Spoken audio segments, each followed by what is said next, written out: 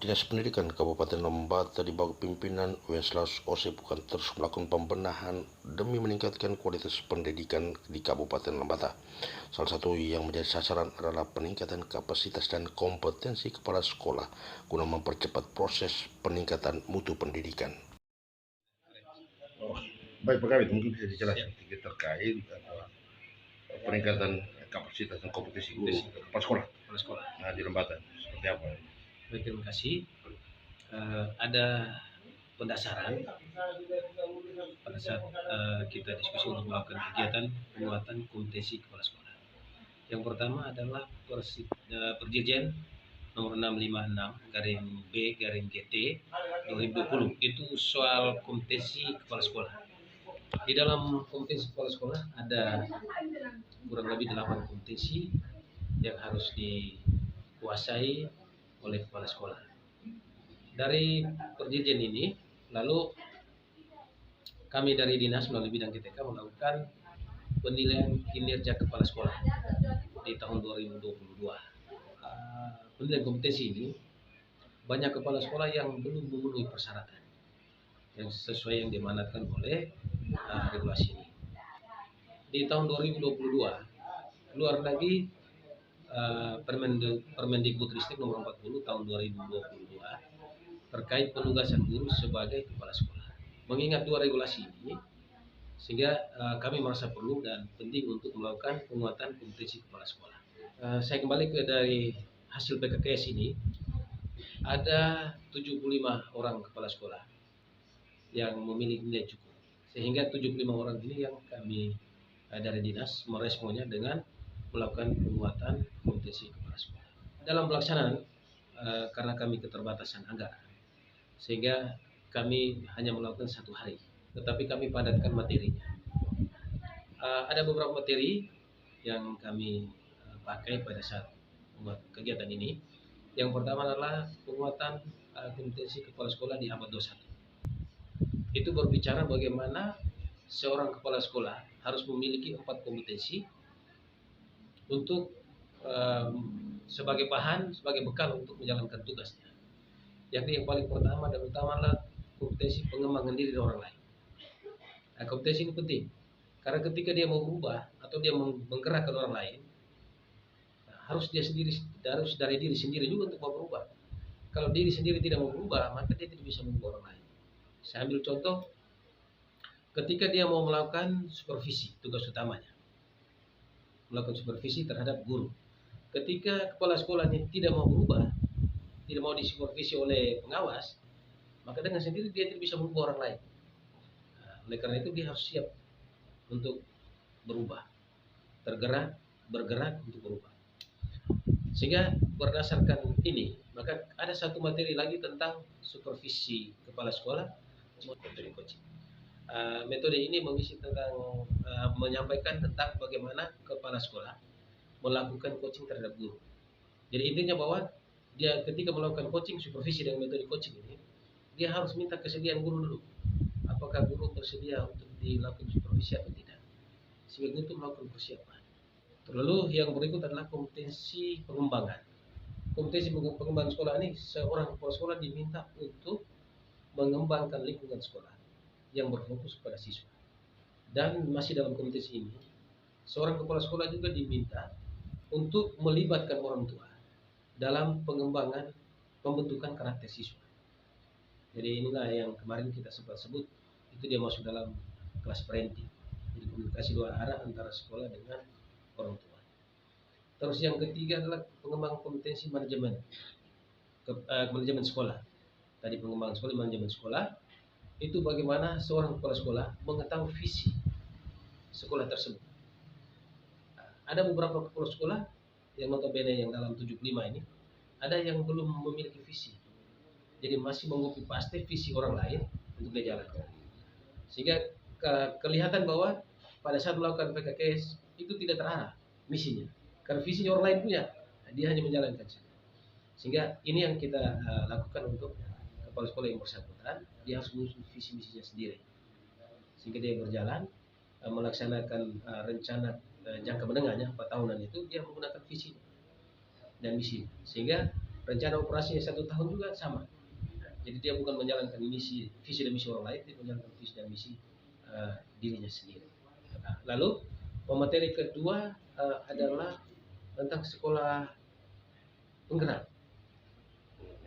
Sekolah penggerak ini penting karena ini amanat dari regulasi dan ini sudah direspon baik oleh kementerian melalui BGP NTT. Di mana sekolah penggerak ini diberikan begitu banyak kemudahan. Jadi ada fasilitas-fasilitas berupa dana bonus kinerja untuk meningkatkan kompetensi di sekolah, itu juga banyak. Lalu di sekolah penggerak ini semua warga sekolah termasuk guru dan siswa itu sudah bergerak ke zaman digitalisasi, jadi tidak konvensional lagi metode belajarnya. Sehingga kita harapkan beberapa materi ini kepala sekolah 75 orang yang ikut kegiatan ini bisa mulai berubah dari zaman konvensional ke digitalisasi. Seberapa besar guru-guru bisa cepat berubah untuk menghadapi digitalisasi? Sekarang kita sementara melakukan pendampingan akun belajar ID, dan ini merupakan pintu masuk atau gerbang untuk memasuki zaman digitalisasi. Karena ketika gerbang ini buka, semua guru bisa mengakses metode ajar, video pembelajaran, lalu tanya jawab pos, Chromebook, Google Drive, itu melalui akun PBN.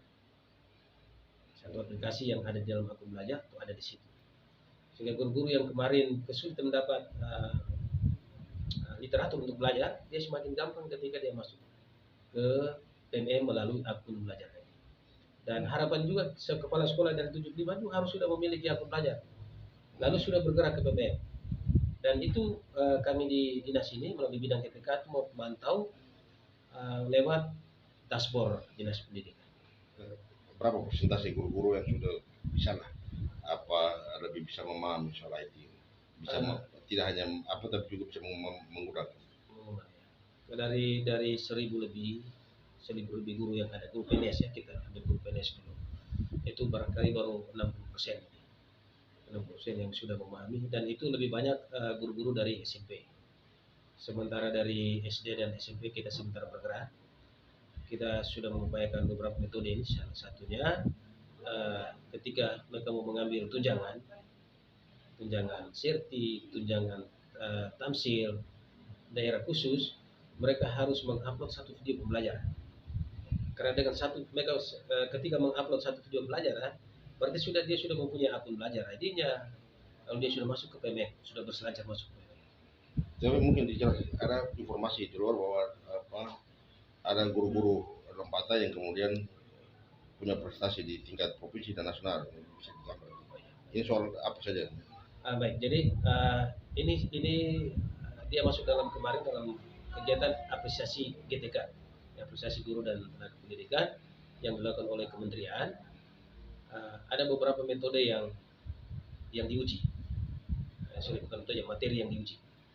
Itu terkait bagaimana guru dia sudah menerapkan kurikulum merdeka di sekolahnya. Di kurikulum merdeka ini, itu sudah guru dan kepala sekolah yang bersangkutan, dia sudah bergerak dengan digitalisasi. Jadi misalkan dia mengajar, dia sudah tidak konvensional lagi, sudah pakai tulis-tulis di papan, tidak lagi. Dia sudah menggunakan aplikasi-aplikasi yang ada di dalam PMN. Jadi ada video pembelajaran, lalu ada ice breaking, dia sudah terapkan. Jadi anak tidak jenuh. Nah, itu sendiri berarti dia sudah menerapkan inti dari kurikulum mereka, yakni berfokus pada siswa. Lalu semua kegiatan yang dilakukan itu dipublikasikan, baik lewat foto, dokumen, ataupun lewat video pembelajaran. Dan syaratnya bahwa ikut kompetensi ini dia harus mengupload video pembelajaran, praktik baik yang sudah dilakukan oleh yang bersangkutan di sekolah. Guru-guru yang sudah ke tingkat nasional itu apa, dalam bidang apa? Dari SD, dari tingkatan ya. Yeah. Dari SD itu tentang pembatik. Jadi dia sudah masuk dalam komunitas itu, yang sudah mulai menggunakan aplikasi, menggunakan IT. Jadi TIK, Chromebook dan lain untuk proses belajar mengajar di sekolah. Jadi anak-anak yang kemarin dia datang hanya mendengar, nah dia sudah bisa menggunakan komputer atau Chromebook untuk proses pembelajaran.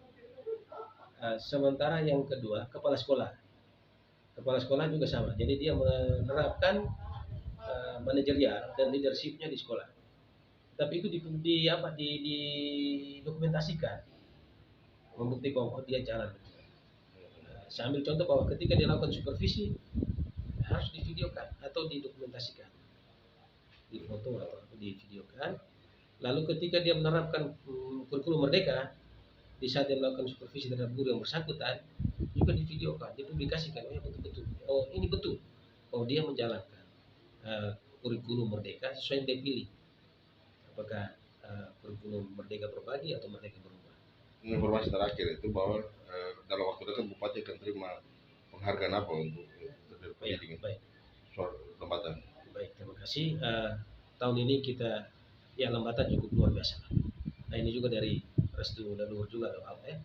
Sehingga sudah beberapa kali Lembata ini teman-teman mengharumkan nama Lembata baik di tingkat provinsi maupun tingkat nasional.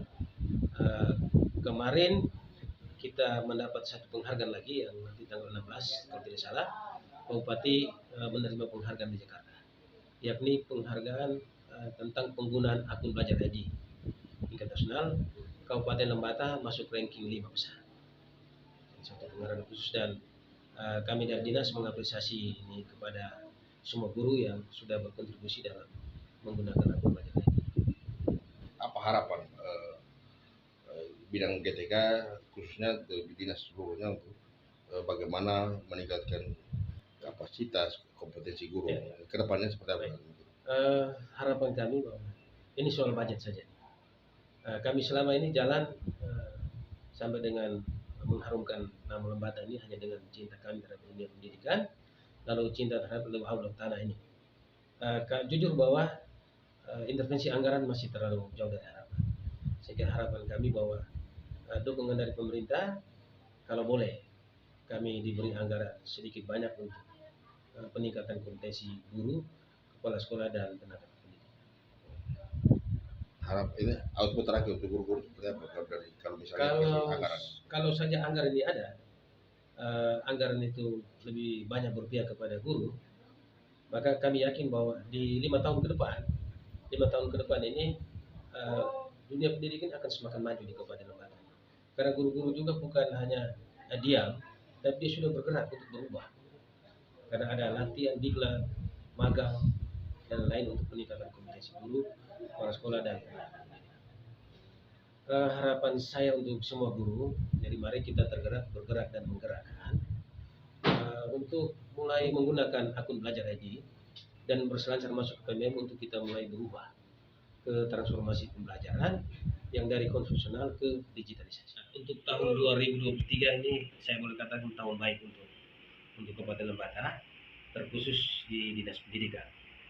Karena di tahun ini pada tahun 2023 walaupun kegiatan berjalan di 2022, Kabupaten Lembata mendapat apresiasi dari kementerian melalui BGP, Balai Penggerak dan Balai Penjamin Mutu Provinsi. Kita mendapat ranking 3 pelaksanaan UNBK terbaik. Yang berikut bahwa kemarin kita mendapat penghargaan secara nasional transformasi pembelajaran. Setelah itu kemarin, setelah dari tahun pembelajaran, bulan ini kita luar biasa karena mendapatkan teman-teman guru mendapatkan juara ranking penghargaan terhadap apresiasi guru, yakni kepala sekolah salah satu guru dari SD, Pak Santos Tukan dari SD IOH sebagai juara 2 guru inovatif. Lalu kepala sekolah SDN Wangatoa Pak Frans Terong juara 2 kepala sekolah inovatif. Pak John Kiabubur juara 2 guru inovatif dari tingkat SMP, dan Pak Frans Kauna dari SMP 7 Maret juara 3 kepala sekolah inovatif. Yang kedua, Pak Santos Tukan dari SD Presohe juga menjadi duta mewakili provinsi tingkat nasional Itu satu kebanggaan buat kami. Terus yang terakhir ini bahwa hari Jumat Pak Bupati akan ke Kupang untuk menerima penghargaan